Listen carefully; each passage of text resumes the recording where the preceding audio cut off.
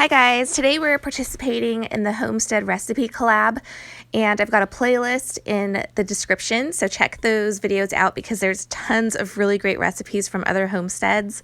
Today I'm sharing my favorite sticky bun recipe, and this is the list of ingredients if you want to freeze a screen and take a screenshot.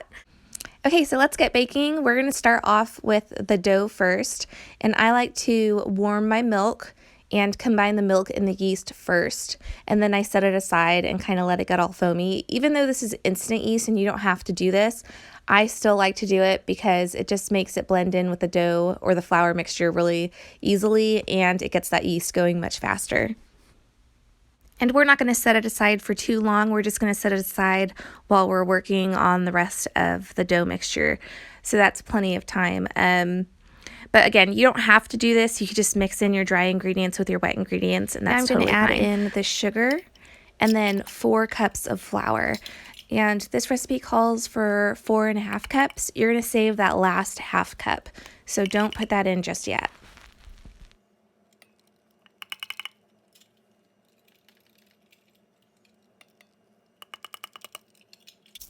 Now you're going to add in your salt.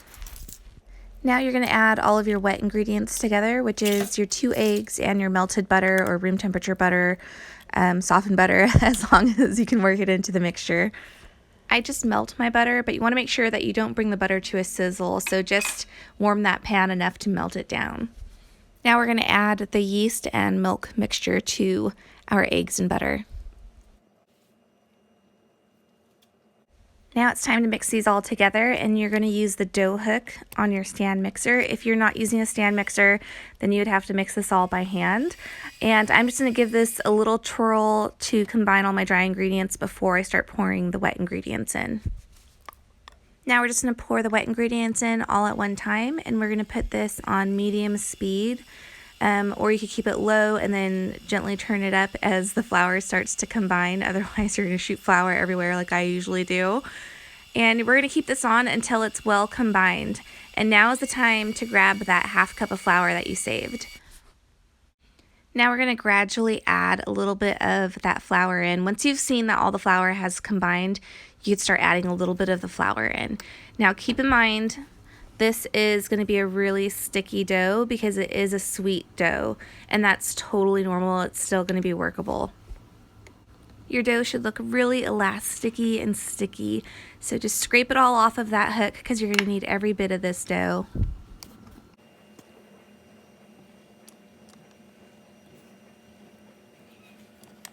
Now you'll want to generously flour a surface, and we're going to start kneading this dough.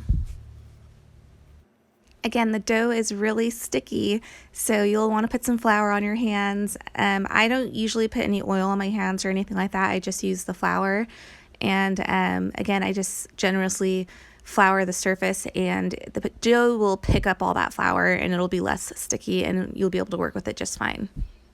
I like to start by rolling the dough in the flour so it's not too sticky, and then I start folding it in on itself. And then with the palm or heel of your hand, you're going to start kneading it, and through every pass you're going to fold it over. And this cutting board was kind of sliding around, so I decided to just move it to the countertop. So as I'm kneading this with my palm, when I bring it back, I'm folding it over. So with each pass, again, you're going to fold the dough over and knead it.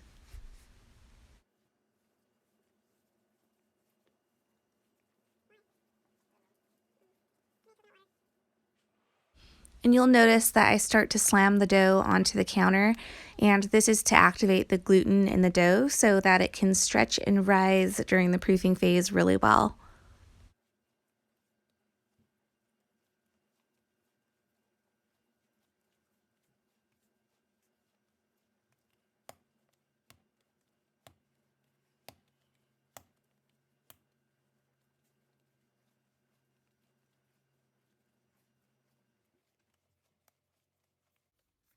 Once the dough is well combined and smooth, it should feel like a postage stamp when you touch it, kind of sticky still.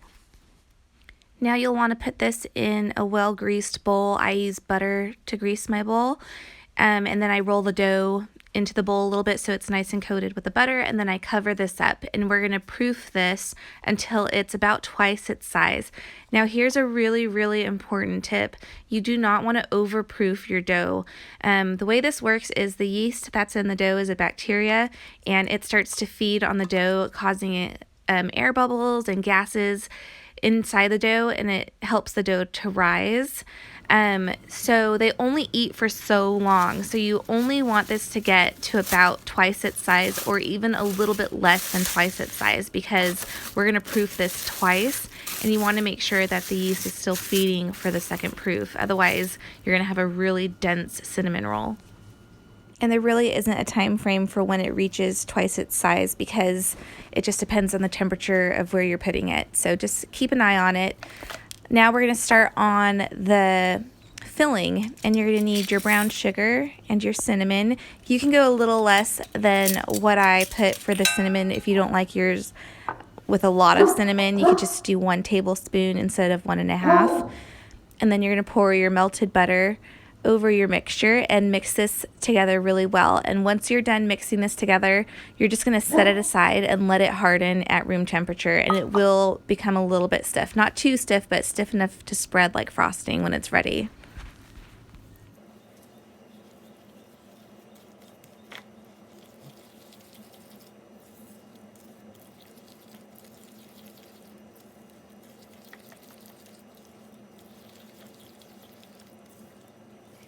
Now you're going to take your walnuts, or whatever nuts you're going to be putting into your topping.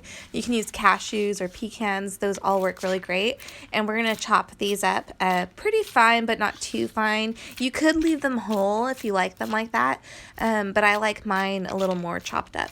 So I'm just using my knife to chop these up, but you can use a food processor if you have one.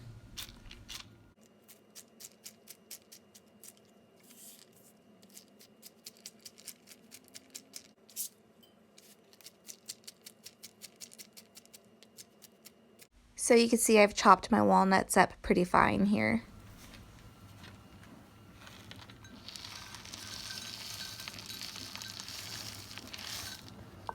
Now you're going to take your baking dish or your baking pan, and you're going to drizzle the butter all along the bottom and sort of turn your pan a little bit so it coats the sides as well, but you don't need to go too high up on the sides.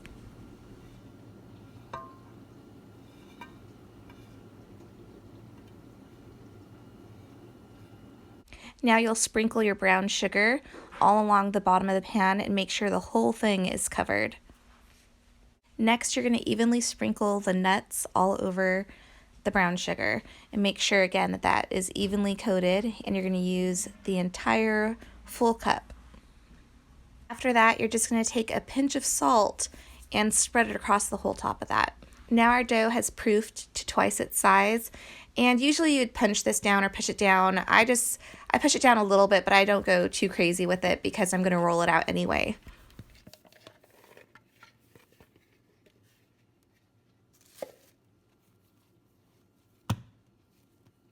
So I just dumped mine out onto the counter. You're going to want a little bit of flour to sprinkle onto your surface. I kind of forgot to do that right here, but I'll fix that right now. And then you're going to need a rolling pin.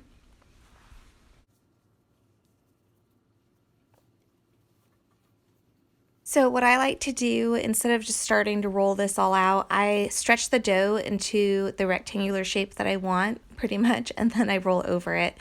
And the dough is really easily worked at this stage. So you're going to want to roll this out to 12 inches wide by about 24 inches long. It doesn't have to be precise. The width is the most important part. But I do tend to stretch mine out as long as I can, so I can get some more rolls into my sticky buns. And you'll notice as I'm working this that I'm trying to keep that rectangular shape, so I'm constantly pulling at the dough.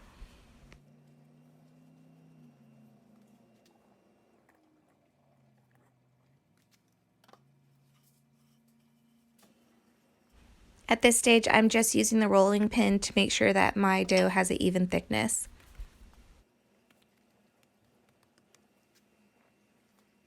Now it's time to take the filling, and we're going to spread this on with a silicone spatula. And you can see how the butter has solidified in my filling again, so now it spreads more like a frosting. So you're going to use the entire amount and you're just going to spread it evenly over the surface of the dough.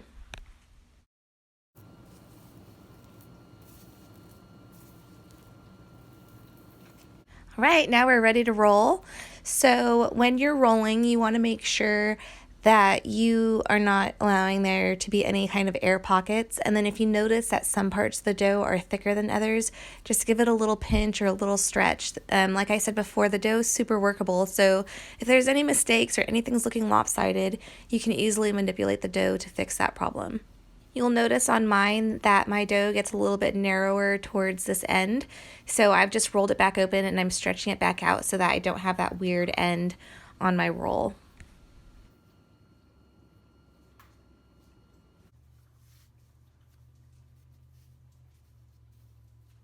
Once you're done rolling, you're going to want to pinch the seam.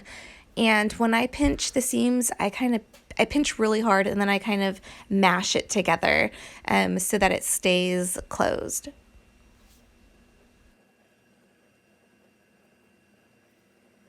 After that, I like to give it a little roll just to smooth it all out. Now we want our roll to be symmetrical, so you're just going to take the ends and push them in if they start to get narrower at the ends.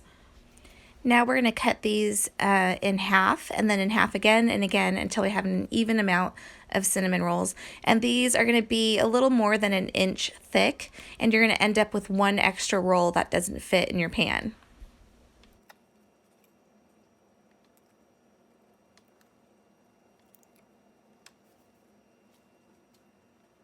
Now you're going to cram these into your pan. Don't worry if they're funky shaped. Again, the dough is super workable, so you can just shape them back into a nice round bun. And you're going to squish these together. So right now I'm not really squishing mine together, but you'll see I come back and I end up really squishing them in there.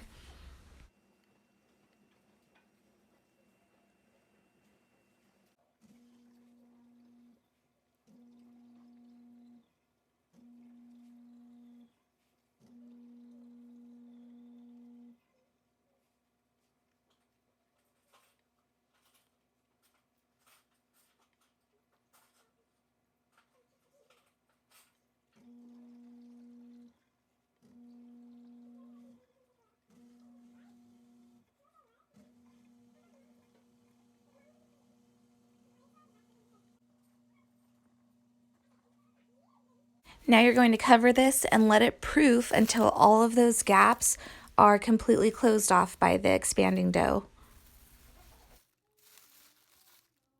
With that extra roll, we're just going to bake it into a short jar. This is actually a really great way to bake your cinnamon rolls if you want to bake them all individually, because these jars cook them perfectly and evenly without burning them at all. After your rolls are finished proofing, they should look like this, and we're going to take that heavy whipping cream, make sure it's warmed up, and we're going to pour it over the cinnamon rolls, making sure that it's going in all of the little crevices and seeping down into the bottom.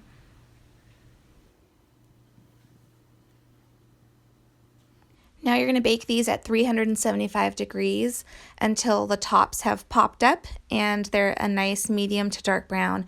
The center rolls are going to take longer to cook, so you want to make sure that those are done before you take this out of the oven. It's really important not to remove this from the oven until they're fully cooked, because if you do, you're going to end up with a really dense dough and you can't rebake it to finish baking all the way.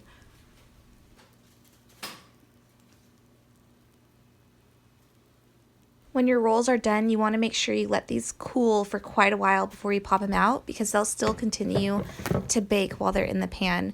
Then you're going to flip them upside down onto a cutting board or a baking sheet, and there's your cinnamon rolls. They're ooey and gooey and oh so delicious. I hope you guys try out this recipe and let me know in the comments if you do and if you've done anything to make it your own. Thank you guys so much for watching this video. We try to post a video every single day, so make sure to check back often. And don't forget to check out the playlist so you can see all of the other recipes that the other homesteaders shared with us.